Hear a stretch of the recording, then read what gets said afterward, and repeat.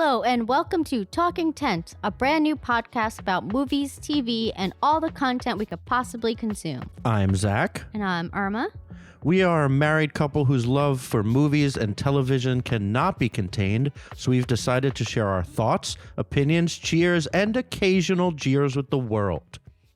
From now on, we're going to break down every episode into categories, and we're going to start off this week with Hot Goss of the Week, industry talk. We're going to talk about the Oscar nominations, just kind of a broad overview. Do you want us to talk about surprises that when we read the nominations, it was kind of... Well, we woke up the morning of, and we popped on YouTube and we watched the replay of Riz Ahmed and Allison Williams. We watched it as if we were watching it live. We didn't look up the lists. Yeah. So we were surprised all together. And the big surprise that we just kept giggling about was that All Quiet on the Western Front was nominated for absolutely everything, and it also starts with an A. So it was the first thing they said, nearly every category, which we didn't really see coming.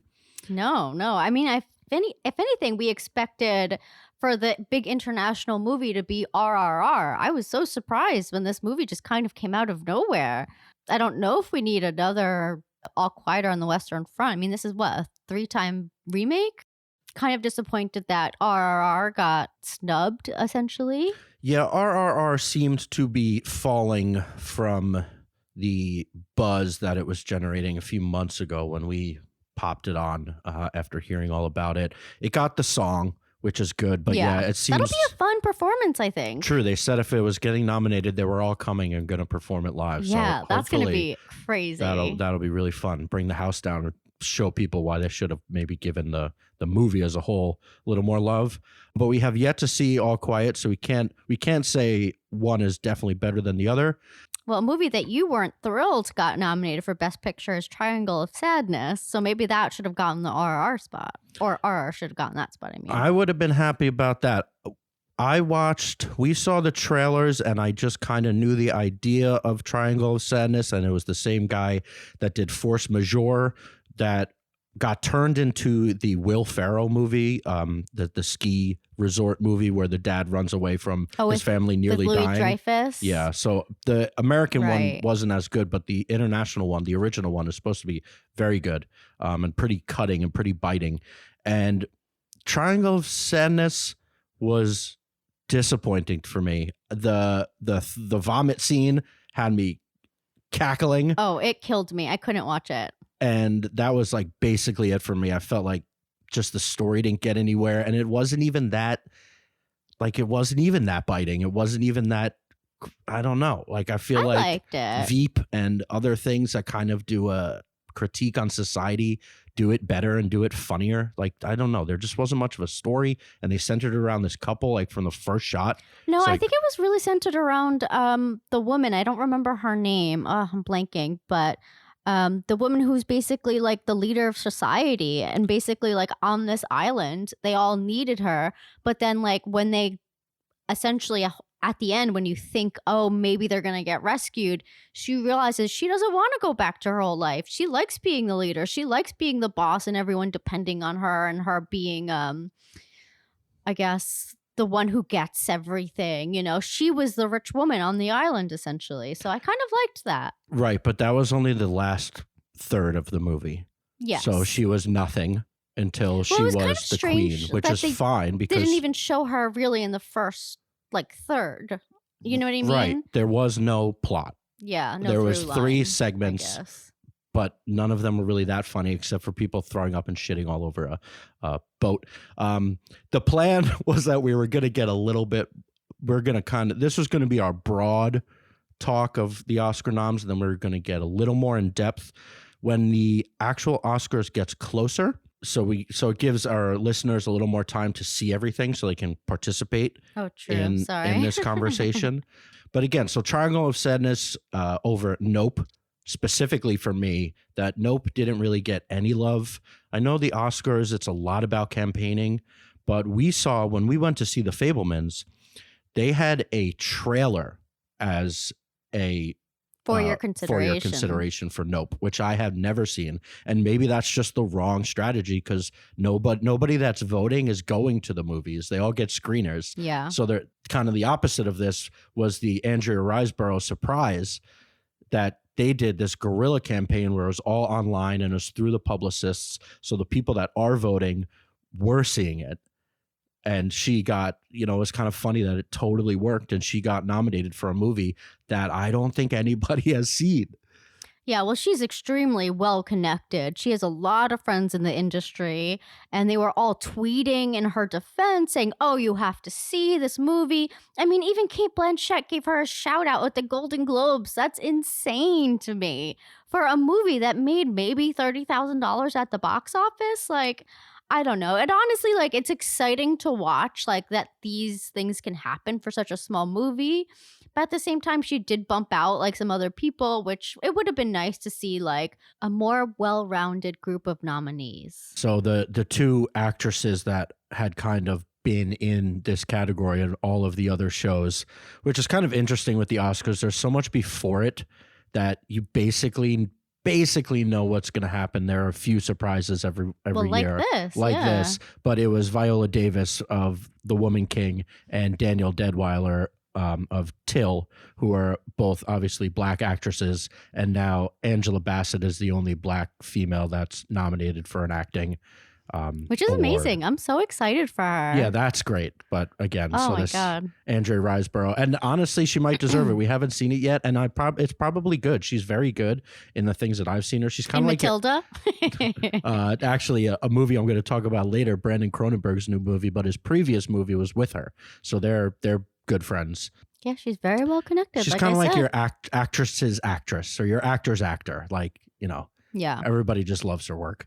And then can you believe Top Gun actually got nominated? Yeah, I mean, I can believe it just again because there's all this talk beforehand and it got nominated for everything before it, but it is interesting to see now. It got nominated before? Like for what? The Golden Globes and the Golden Globes PGAs and the DGAs. But yeah, you're right. everything. You're right. Well, the PGAs definitely nominate like the box office smashes. That's the whole point of them. It's cool that two movies in this case, so Top Gun and Avatar, that the Oscars can make room for these tiny movies like Triangle of Sadness, even though I did say I didn't love it. I like that a movie like that can get nominated and the box office smashes next to them with Top Gun and Avatar. And I think they both deserve it too. They weren't just your normal popcorn movies. Like they were very, very good. Yeah, Top Gun is crazy. So good. Other things we're happy about just in general, that Everything Everywhere All at Once. The little movie that could. Right. Oh my God. It's been going strong for so long. Yeah. We saw it in February of last year. It's like almost February, a year March, ago. something like that. Yeah. Crazy. It's been going strong. I couldn't believe when all of this started transpiring. I was like, oh, this could potentially and is the favorite to win and Best all Picture. The main actors got nominated, which is amazing. Right. I mean, Stephanie Hsu and Jamie Lee Curtis, will probably cancel each other out, but it is still amazing that they were nominated. Yeah, they nominated everybody from the movie. Yeah. All the leads. Yeah. And Jamie Lee Curtis isn't even really the lead. That one was kind of weird, but she's a legend. And Banshees of Inisherin also looking strong. I think Everything Everywhere was 11 nominations and Banshees is 8 or 9. Yeah. Well, they also got all of their actors nominated, which is amazing. And I think, besides Kiwi Kwan, I think the Banshees people, although I guess, we know everything. It's like Colin Farrell might win.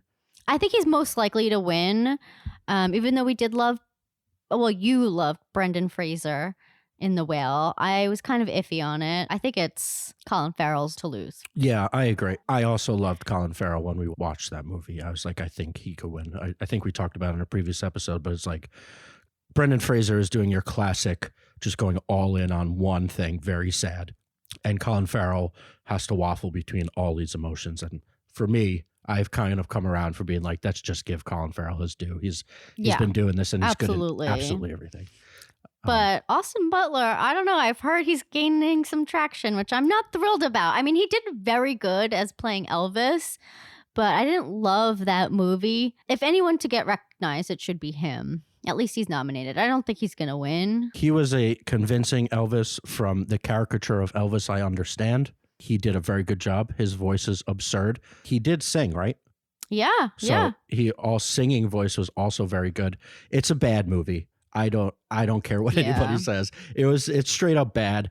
I was on a trip with some guys recently, and two of them were like pretty avid that they liked it, and me and another friend we got a whole argument about how bad it was. Then we put it on and started watching it. But it wasn't bad because of Austin Butler. No. It was other factors. Austin Butler himself is very good. I'm sorry, I interrupted you. No, Austin Butler was good. But anyway, we were sitting in front of the TV screen, just pointing out all the things that were bad about it. And they were like, can't we just have a good time? Yeah, Zach. I was like, yeah, I guess. But I mean, we're talking a little above just having a good time. Yeah. Like Top Gun is a great time and it's good. Yeah, right? Definitely. But the Academy loves its biopics. Like they love nominating actors who can transform into someone else. Austin Butler, case in point. And then Ana de Armas is another big one who no one expected to be nominated, but she was playing Marilyn Monroe and she did a really good job, even though the movie itself is pretty brutal to watch. Last year, Jessica Chastain won for being Tammy Faye. Years before that, Rami Malek as, I'm sorry, what's his name? Freddie Mercury. Freddie Mercury. I mean, this is just like Academy fodder. They just love a good biopic. Wow. You're right. Shots fired. What are we doing here? I know. Yeah, we're going to talk about Blonde a little bit later in the podcast. But yeah, Blonde and Elvis. Two solid performances by young, up-and-coming actors doing their best to save two very bad movies.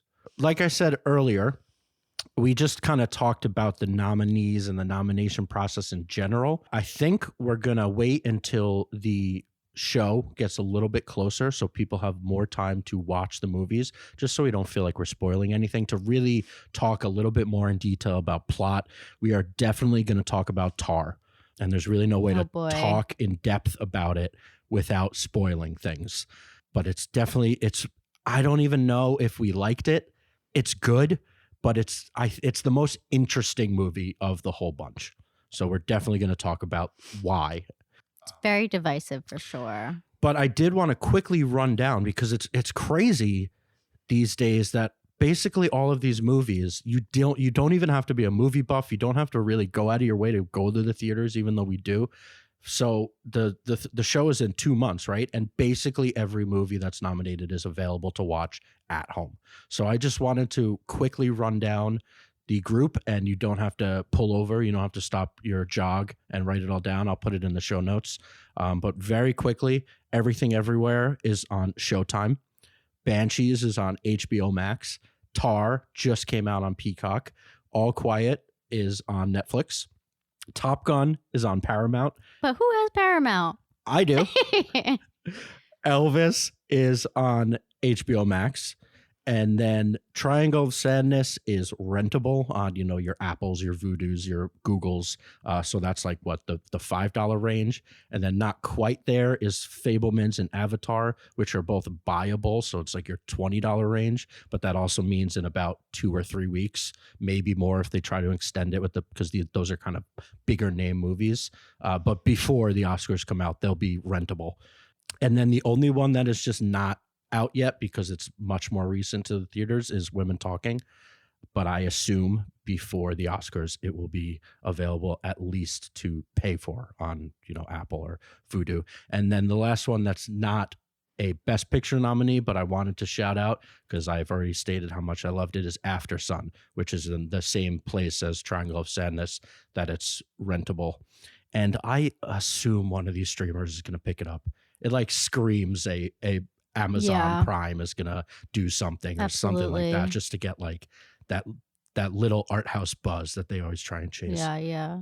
None of these are on Apple, actually, now that you say that, because last year Apple had the big Best Picture winner. So it's kind of interesting that they're not really back this year. Yeah, I guess they fell off a little this year. Probably, I assume Causeway was their hope, because I can't really think of any other Oscar-ish movies that they had. But Causeway didn't really work out for them, at least in this category. Brian Tyree Henry did get nominated, so they're always in the zeitgeist. So good. That's a movie we still need to watch. I know. Maybe we'll do that next week and recap it for you guys. All right, let's move on to our next segment. On the couch, let's get into our comfy clothes and talk about what we've watched on TV this week. This week, television is going to be the meat of our episode here. The movies right now are fine. There's no real standouts. It starts to ramp up a lot in February and March. But right now, television and the streaming networks seem to be kind of hammering home a lot of big shows to open the years now. I feel like that's pretty typical, though. Come January, people just want to curl up on the couch and watch a good TV show. So the number one show we have to talk about is The Last of Us. The third episode was last night. So we're recording on Monday. It was last night on Sunday. And there was buzz around the internet that this episode was a showstopper. And boy, did it live up to that. It's hard to hear like, oh, you have to watch this episode. It was kind of like, I think it was episode 7 of The Bear, which was the one-shot one, that when you were watching the show, if you were aware of television talk on the internet, you knew that this number episode was coming up and it was supposed to be great. Well, let's back up a little bit. So The Last of Us is a new show on HBO. It's on Sunday nights, I believe at 9 o'clock. It's based off a video game about essentially, I feel like the creators are not talking about it as a zombie apocalypse, more as like a pandemic show, which is kind of interesting, even though they are kind of zombies, right? They're definitely zombies. And they're terrifying. They turned the zombie trope on its head a little by making it a fungus. So scary. Have you ever seen these ants? The ants with the fungus growing out of their heads? Yeah, they talked about it on that Zac Efron show, right? Yeah, I think they did. They showed them. Well, actually, before we go deeper, we're going to fully spoil the first 3 episodes of The Last of Us. We have a few shows coming up that we're probably going to talk a little bit more thematically, but there's really no good way to talk about The Last of Us, and especially the 3rd episode, without really getting into the plot. So if you haven't seen all 3, pause the podcast, go watch all 3 because it's that good, then come back and finish the episode. We'll be right here. So it starts with the main character, Joel, and his daughter. It's his birthday. Seems like any other normal day. And then the world starts falling apart. And it's just about them surviving. At the end of the first episode, the daughter dies, which is so sad. And it's like so interesting now watching all these 3 episodes and then seeing just remembering things in the first episode that like were there, but I guess it was hard to know what the full meaning of each Easter egg, you could say, was. Like, he forgot the birthday cake. Imagine if they ate that birthday cake, they probably would be clickers themselves, you know? I didn't notice that. Yeah. And then when the daughter went to the neighbor's house, and same thing, she's baking cookies and the daughter didn't want them because they had raisins in them. Oh man, I didn't even think about that either when they started talking about where they think the fungus came from. And they say it's probably the flour and sugar that's mass produced and mass sent around the world. And do you know that the biggest flour plant mill is in Jakarta? So isn't that really interesting? They did their research. They did. It is really, so this game, I'm a big gamer. Unfortunately, well, in this case, I'm an Xbox guy. So the Naughty Dog games have always been my blank spot in video games. So the Uncharted series, but then more specifically, I literally considered buying a PlayStation for the Last of Us games. And I never did. And at this point, I'm happy I didn't, so I can just enjoy the show without knowing the basic plot points, because it does seem there's the interviews after the episodes with the game creator who is working in tandem with Craig Mazin, who's the television writer. Showrunner. Yeah, and it seems like a lot of these plot points that are just very dramatic and very TV were in the game, which I'm so shocked by, honestly. Yeah. I play a lot of games, and I'm not downplaying the storytelling, but it's usually not as nuanced as it seems like The Last of Us is. And now I just, again, I'm happy I did it so I can enjoy the show, but I do kind of wish that I played the game. Yeah.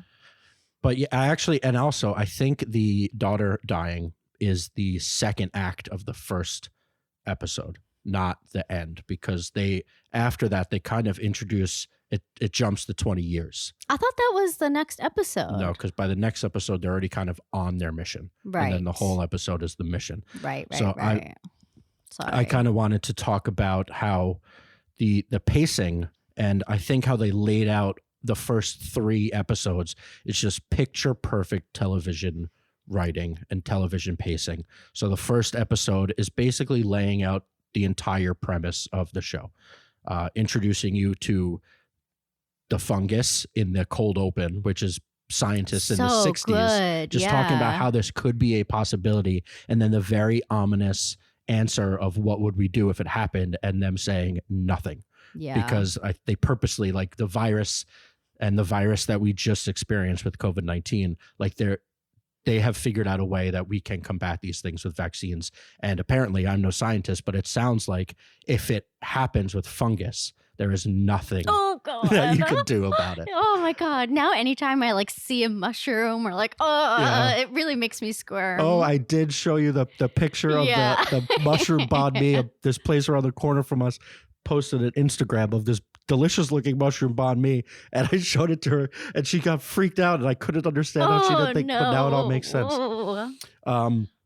And so they introduce the characters, they introduce the premise, they introduce the villain, the clickers, these zombies that are mushroom faces, and the design is just fantastic. It really is. It's so good. They look like nothing I've ever seen before. They're terrifying.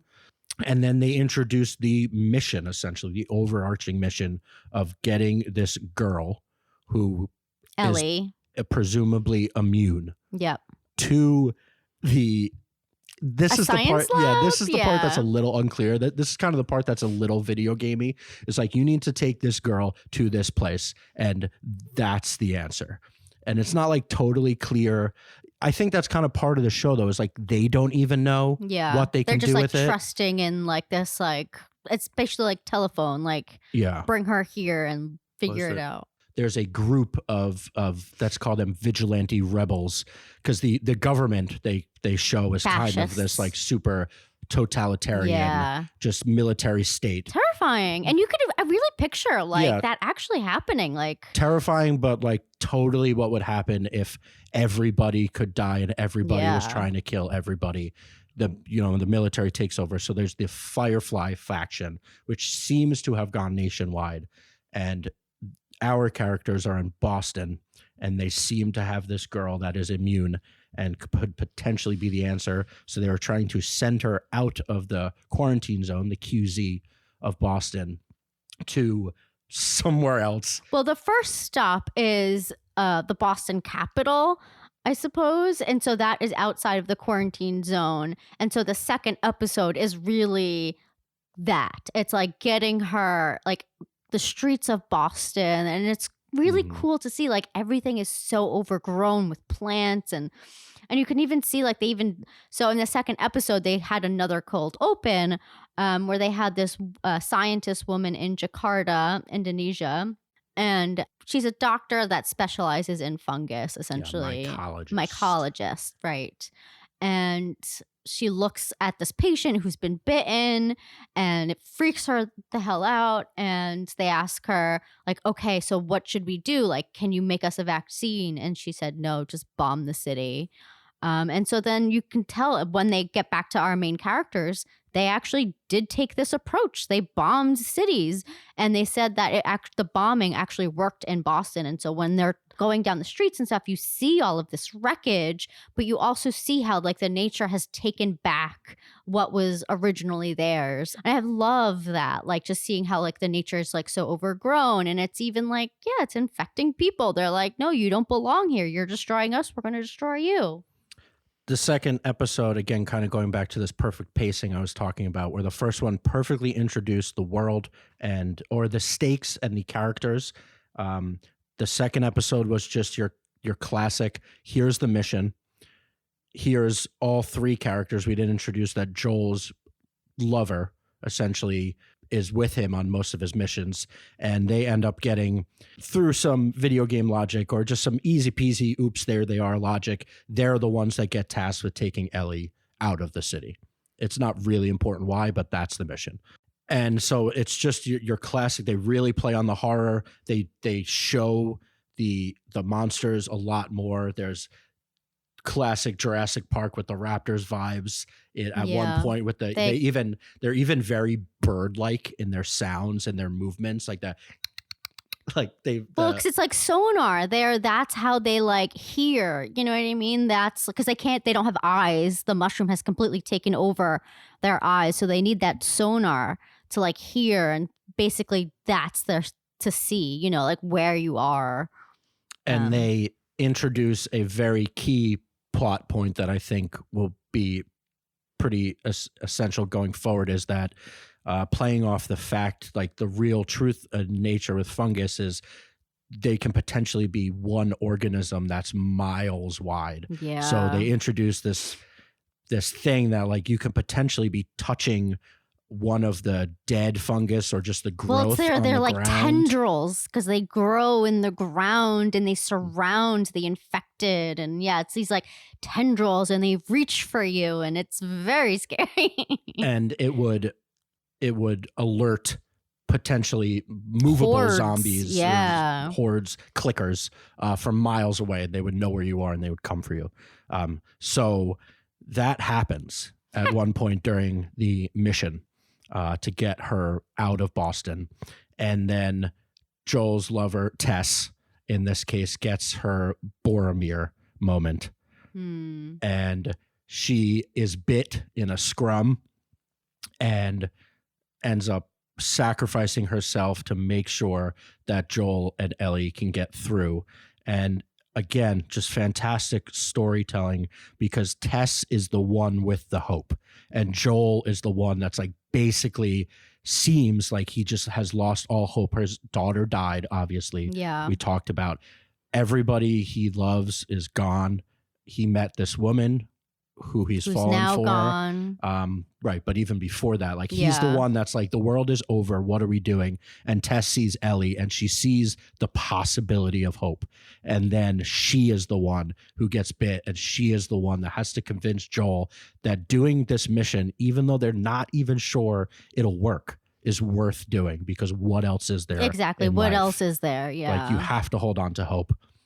And then episode 3. Oof. Comes in and they introduce they both expand the world, and they show to the audience like we can also do this. Like they just like such an intimate story and such a grand idea. You know what I mean? Like, yeah, in this horror world, they introduce a man who's living alone. A survivalist. He's a survivalist, your classic bunker bro. What he says, yeah. And it's Nick Offerman. And then you see all of these people get carted away, and you're introduced to the fact that they were all murdered, and he was in his bunker. So he is basically now alone, like very, very last man on earth. With but he Will almost Forte said that like vibes. that's what he wanted. He was like waiting for this to happen. Like he's excited about it, to be the last person, essentially. He seems like a loner who's just ready to be alone. Misunderstood by the world. Yeah. They pass 4 years of him basically building out the town right around his house, kind of securing it with fences and all the security. Like makeshift, like traps and stuff. And then it takes the most beautiful right turn, and Murray Bartlett ends up being trapped by one of his... What a good-looking man. Yeah, by one of his traps outside of the fence. And Nick Offerman goes out there to... with the intention, I think, to kill the guy or just tell him to leave. Yeah. And there is just an immediate confused attraction and need for companionship that seemingly the Nick Offerman character had never felt before. And Murray Bartlett's character was like a sponge. Like he was just like a bastion of connection. Yeah. And they fall in love.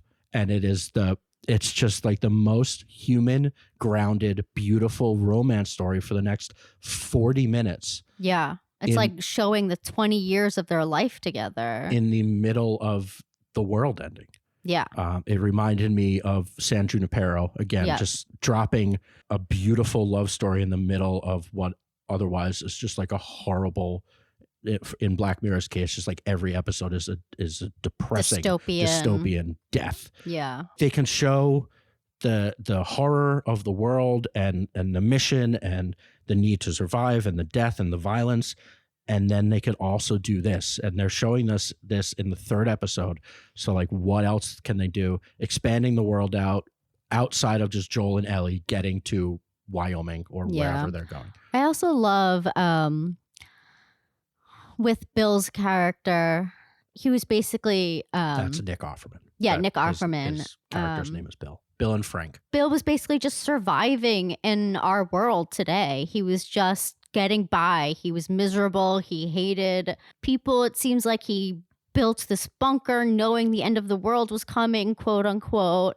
And he was surviving. You know, that's all it was to him, is just surviving. And then when he met Frank, he finally started living, which is like such a crazy thing, because like essentially the world is ending when he meets Frank. Yeah, and these two men have the best years of their lives. Yeah, while the world has completely gone to shit. Yeah. You know, and I just find that so beautiful. And like, they really just like, I love that they leaned in to this love story. And it was just like, even like the small moments of like the strawberries, like that was just so beautiful. I was waiting for the Nick Offerman classic giggle that he has. Like his real life laugh is very giggly. Yeah. And he finally does it. He unleashes it at the perfect moment. It really does. Of when they bite into the strawberries that Frank, Murray Bartlett's character, grew without Nick Offerman knowing about it. How it connects to the main story is throughout the 20 years that they had been living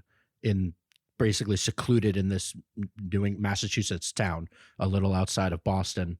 Joel and Tess had passed through there, and they connected on the radio. Yeah, Frank kind of was like, we need friends. Like, we need to start connecting with the outside world. And he connected with Tess, and then Tess and Joel came and they had lunch with Bill and Frank. And I would say it was a bit contentious in the beginning with Bill and Joel's characters, but they started, I believe, respecting each other and like really not relying on each other, but helping each other when they could, because they recognized similar things. Right, and getting back, so the Tess character being kind of the hopeful character to Joel's very icy, isolated, was basically the same relationship that Bill and Frank had. And so Frank and Tess connected on the radio, and they found each other, and they ended up working together and getting supplies, because there were supplies in Boston that Bill and Frank couldn't get. So they had seen each other, it seemed like they showed it once to the audience, but it seemed like it had been every once in a while they would see each other. And then at the end, again, Irma and I are just crying watching the end of this romance that Frank's character, it seems like ALS.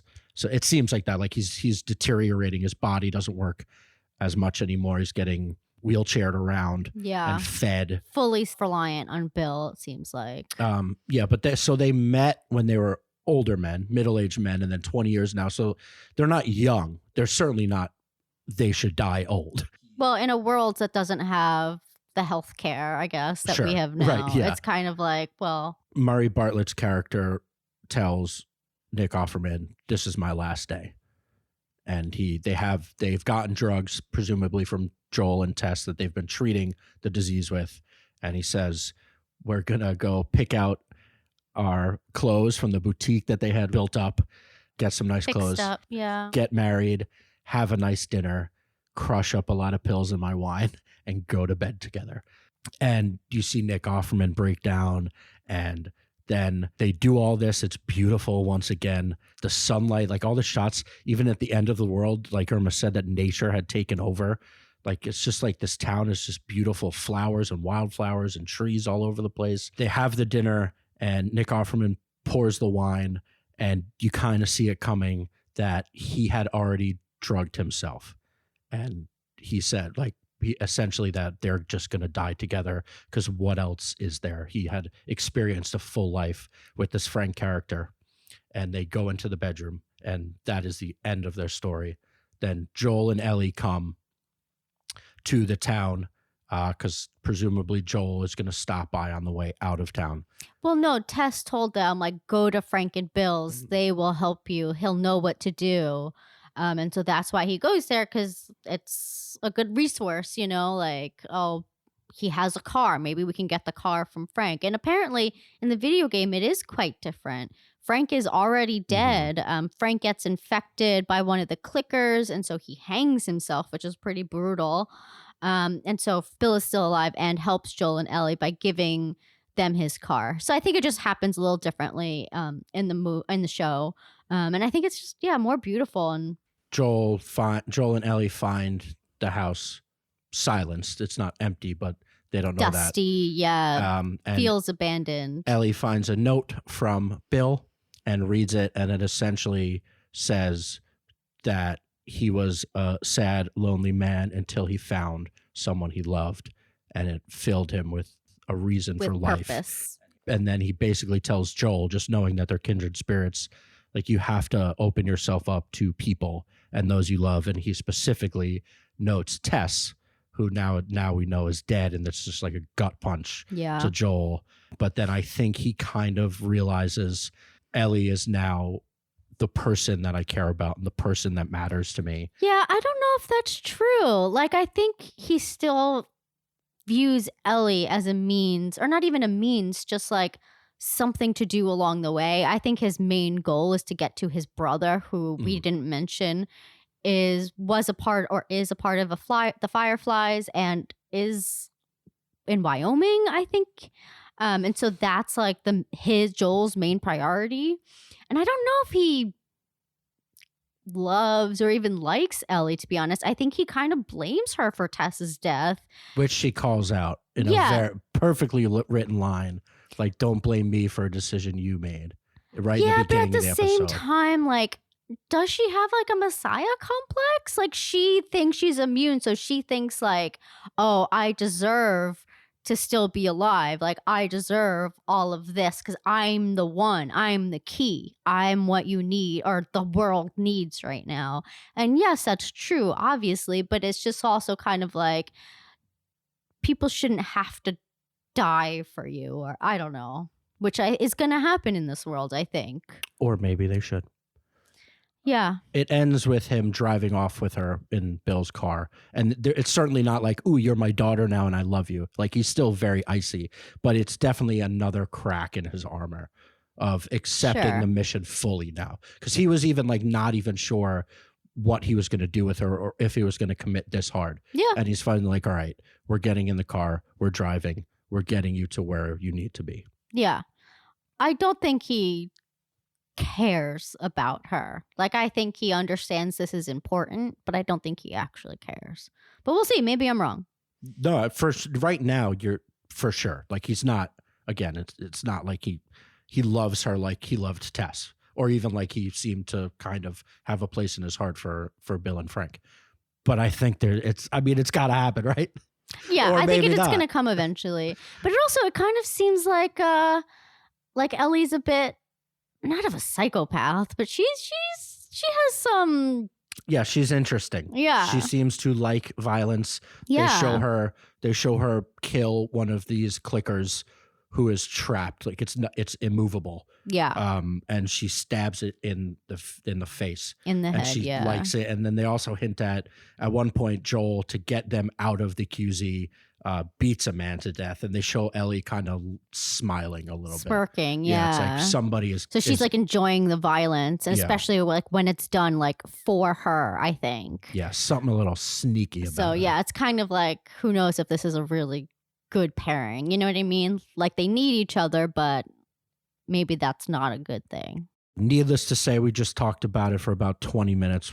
Very excited to see where they go. They've fully proven that they can basically do anything now with the story. Yeah. It's definitely my favorite show of the year so far. And then two more shows that started this week is Poker Face with Natasha Lyonne and created by Ryan Johnson. And we are a little wrong. It's not really a murder mystery, because it's kind of like Columbo. Yeah, or Murder, She Wrote. Yeah, exactly. Or like some of these old, which I kind of love. Yeah. There's not many of them on TV anymore outside of the CSIs and the Law and Orders that are just like weekly formulaic stories. And Which I like. Yeah, very quickly, she is a woman who can just tell when people are lying. She has a superpower. Yeah, it's like they don't really. Do you think Rian Johnson likes doing that? 'Cause do you remember in the first, what was it? What was that murder mystery movie he made? The first one. Knives Out. Knives Out, right. Oh my God. Ana de Armas couldn't tell a lie or she would throw up. And then I guess like in Glass Onion, Janelle Monáe, like the twin, the main twin who gets killed, isn't she just like good at everything? Yeah, she seems like she's kind of a genius. I don't know if it's like a superpower. No, I understand, but I feel like Rian Johnson likes these like conceits in a way. I would say the Glass Onion one is a little bit more precarious, but the other two, like it's like these like weird little quirks. Quirks, yeah. Which I kind of like. Yeah, so they introduce her as she was a card shark essentially, and she got caught by a casino boss and kind of ruined in that world. Yeah, and this is the first episode where they dive into that. Yeah, but then basically every episode is very formulaic. Well, it's like an anthology in a weird way. Like, I like that Latasha Leone's character is not even in it until maybe the second half of the episode. It's really like these guest actors, like who they have in the second one, Hong Chow, even though it wasn't even her mainly. But it's like a showcase for these actors to come in and do one episode and then possibly never come back, you know? Yeah, I presumably never come back. But they had Lil Rel Howery as one of them. Adrian Brody was another. But yeah, there's a crime that happens, a murder, and so far all four cases. Yeah, and we see it happen. We see it, and then Natasha Lyonne happens to be there in all of these locations. She's living on the road, and she just finds herself in these places. And then what I love is like she just can't, because she knows when somebody's lying, and then she just can't help but look into it. Like, why are you lying about this thing around a murder? And I really like that she just can't help it and she solves it. Yeah, but she's also like not a cop. So there's really not much she can really do about it except almost get killed herself half the time because people are like, well, now you're going to tell someone. So it's like kind of an interesting thing that she has to figure out a way for these people to get caught, but she can't be the one to do it because in the first episode, she has people essentially chasing her, which is why she's on the road in the first place. So she doesn't want to be known, essentially. I don't know. I really like the whole thing. I'm really excited to see where it goes, to see what other guest actors are going to be in it. I just feel like it's really fun. It's definitely fun. I know I'm not going to be crying or depressed. Yeah, but that's okay. I think that's we need what I'm saying. those. Like with all these other shows that like The Last of Us we just talked about, it's just like an easy like there was a Thursdays. racist dog in one of the episodes, which is so funny. Thursdays, it's just an easy, fun watch, even though it is about murder. Yeah. And then the next show is Jason Segel's new show on Apple, and it's called Shrinking. And I was wrong in a previous episode where I said I presumed that Harrison Ford was his dad. It seems like he's not actually his dad, but he's definitely a father figure. Definitely a father figure for sure.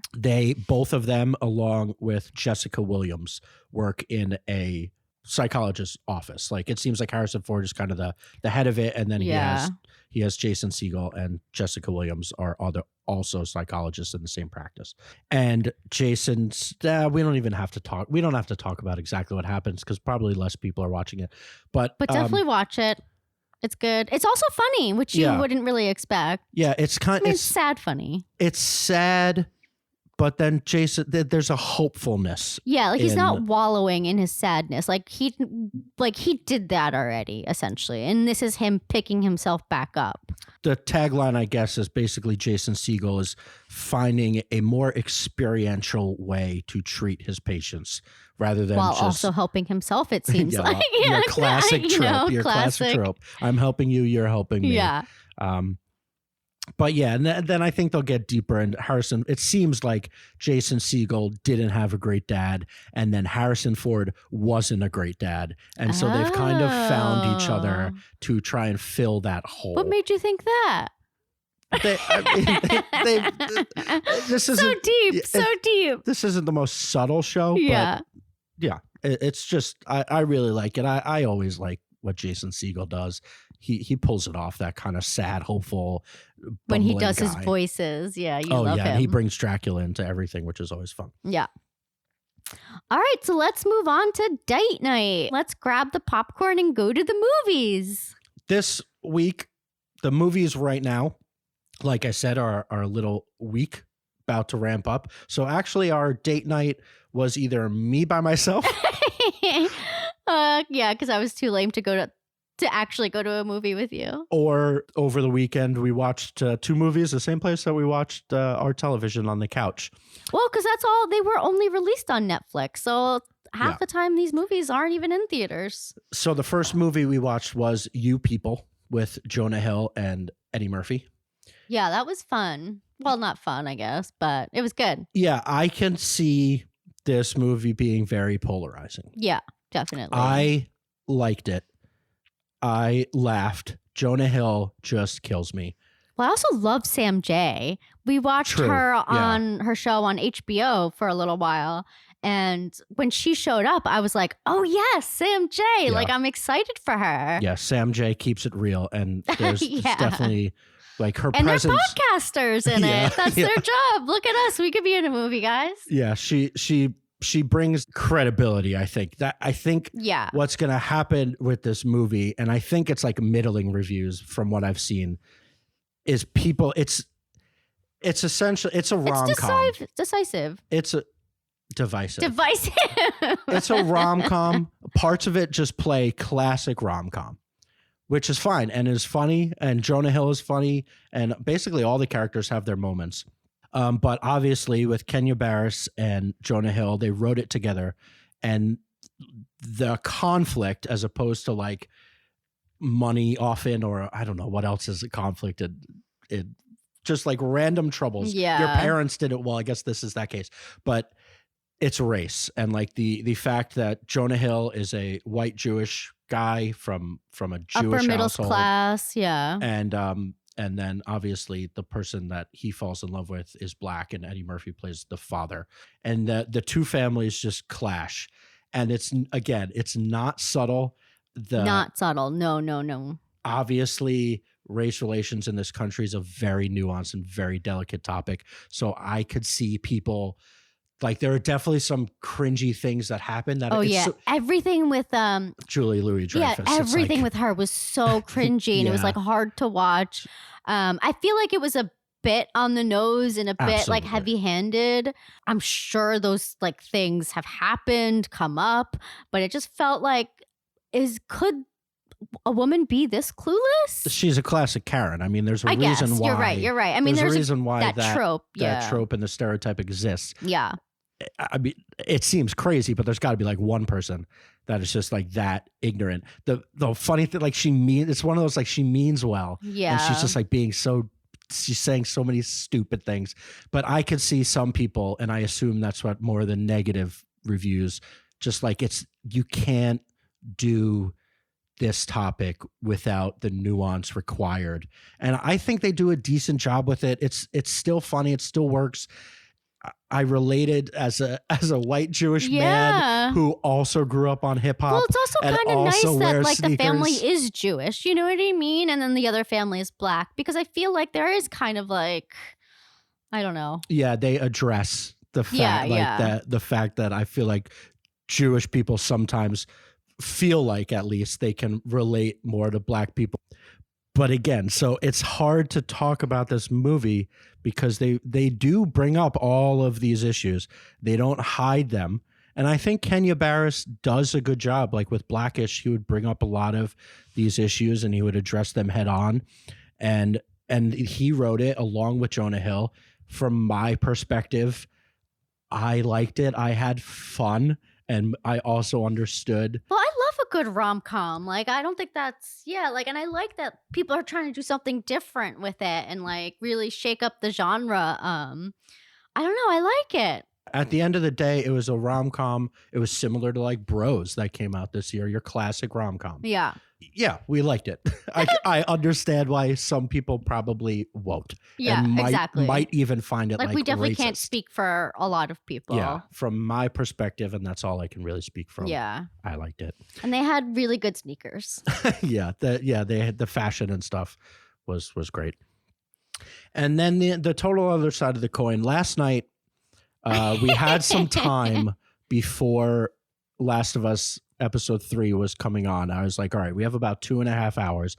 I think we can sneak in All Quiet on the Western Front so that we can talk about it, and I hear it's good. And Irma says, well, why don't we watch Blonde, which we had been putting off for now. First of all, I was like, let's watch something that's not so depressing. Yeah, I think she said, I don't want to watch a war movie. I think she said Blonde will be more entertaining. And I just bit my tongue. And I said, okay. I was also watching football alongside it. So I was like, fine. So when this movie originally came out, I heard all the negative reviews. And so we just like didn't want to watch it. But finally, Ana de Armas got nominated. I do really like her as an actress. I mean, I love Marilyn Monroe, like the oeuvre of her. And so we're like, finally, like, I mean, we're going to watch it regardless. So let's just watch it now. And boy, was it bleak. Yeah, it's rough, and not even so rough. It's not even like a depressing movie that still grabs you, because I love depressing movies. It was just a boring. Well, Ana de Armas is like literally crying in every scene. She's either crying or holding back tears. It's just like she's always in pain in this movie, and it's just hard to watch after a while. Yeah, there's no dynamics in the storytelling. There is no humanity in any character. All of the characters are one character trait, and that is all they do and work around. And it's 2 hours and 40 minutes long. You want to tell that story in about an hour 45? All right, I could probably deal with that. You show us some horrible scenes. It seems like her life was not great. Yeah. And this is also based off of a book. And it sounds like the director, writer kept to the book pretty closely. But also, it's just, yeah. I mean, I can't recommend watching it. It's not even like a hate watch. It was just boring and just lacked. I mean, Ana de Armas, I do think did a good job portraying Marilyn Monroe, and it looks like that you've seen the famous images, like her famous movie roles, and he showed that, and it really was like a shot for shot. Sure, but there were pictures. Sure, the pictures they showed. No, but like but they made it into like, oh, this is probably what it was like when she was doing those pictures. Like when she's on the beach in that cardigan, like that's just a picture. Right. And so he recreated that. And it really is like a shot for shot of those moments. And I did like seeing that, but when she's not like posing for a picture, she's crying. She's miserable. She's miserable. The whole And it's like sad to watch. Like, I don't want to watch Marilyn Monroe miserable the whole time. Like, yes, I understand she had a hard life, but you have to show the good with the bad. Like, she was happy at points in her life. Had to be. And I think also she was married, I think more than twice, and they only showed the 2 marriages. I'm pretty sure she was married at least 3 times. But yeah, I would not. So I can't recommend Blonde if you hadn't already heard that it's bad. It's really bad. Ana de Armas does a fine job with what she's given. I think I'm not mad. I didn't come out of it being like, I'm so mad she was nominated. I get it. Like what Irma talked about. She played a famous character. She played a caricature of a famous person. Yeah. And she did a good job. She looks good. Yeah. But I would not sit through it. We sat through it, but we just had to talk about it. I was like just mad after it. It's like there's just got to be humanity in a character, even if the person has a sad life, a tough life. You have to show some sort of dynamics with her at one point feeling hopeful. Like she did have a good career. They really just did, well, because they also like spent like the first third of the movie of her as a young child living with her mom who was schizophrenic, I believe. And I was just like, Christ, you're starting with this like young child just being abused. It was just like, all right, this is where it's starting. I don't know. I really feel like they should have like picked a portion of her life to focus on and not try and do the whole thing, but then only cherry pick these bad moments. Right. If you're going to tell a story this bleak, you have to center it around moments, kind of like The Whale. Like The Whale is really sad and really bleak, but it's about 1 week in a guy's life. Yeah. And like you understand the rest of his life through the conversations, but you don't just see every moment of his life being miserable. Yeah, and exactly. that was this. It was from the time she was a tiny child to the day she died. She cried in every shot. She died when she was 36. That's my age. Could be me. It's not going to be. So those were the two noteworthy movies we watched together. And then I think most weeks, just based on how much horror I watch, we're going to end with... also the amount of horror that's available now. It's the best. It's like, I swear, one movie like every week is out. Yeah. And I think they do so well in the box office because people will turn out for a good horror movie. It's the only genre that still works. And it's cheap to make because I guess for psychos like me. So Hoffman's Horror Hangout to close out the show. All right, you take it away. I'm only going to go back a little bit because this is the first of our kind of more normal shows, but it wasn't this week, but about 2 or 3 weeks ago, I saw M3GAN, and it was a lot of fun. It wasn't even horror. It's horror adjacent. I know. I probably could have seen that with you. It was more funny than it was scary. Yeah. It's basically, it's going to be compared to Chucky, and where Chucky... Annabelle. Yeah, Annabelle. Where Chucky kind of came out of the shock, raunchy violence of 80s movies to become what Chucky, like, oh my God, this doll is cursing and stabbing people. The M3GAN character is more out of the mid-aughts existential crisis that I think we're all kind of going through, of being hyper aware that the world definitely could end. And like the fact that The Last of Us doesn't seem that crazy, and seeing cars that can drive themselves, like a sentient doll going crazy doesn't seem that impossible. Okay, well, don't tell me that. I mean, we hope, right? We hope that the programming that we rely on, like an autonomous car, will get us to the spot we want it to get us to. Would you do that? Absolutely. A self-driving car? Yeah, I believe in technology, and I think as a whole it can make the world a better place. But it's not crazy to think that maybe not. Like, I know. There are things that can happen. If you think about where we were even just like 20, 30 years ago, like cell phones didn't exist. You know what I mean? Like it is crazy how quickly it's moving. Right. And now we just kind of accept that. In theory, I know like they say there's laws around it, but the government can know where I am at all times. And I kind of know that, and they know what I'm looking at. And at this point, I'm not doing anything that I'm worried about. But like in theory, if some crazy person got a hold of the government, which they kind of did, in theory, things can get really bad. Trump's house. Things could get really bad and pick up the dog really fast. And this is just kind of a small story that has that theme.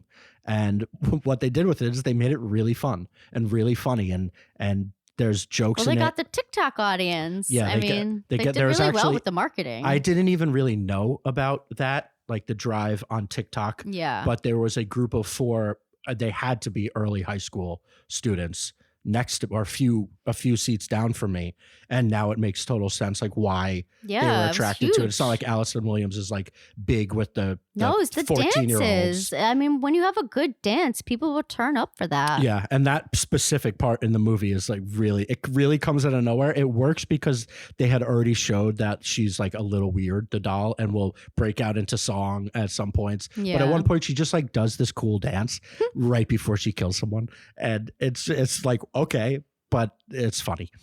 But yeah, I would definitely recommend M3GAN. Are they going to make a second one? I think so. I think it actually got picked up for like 2 or 3 already. What?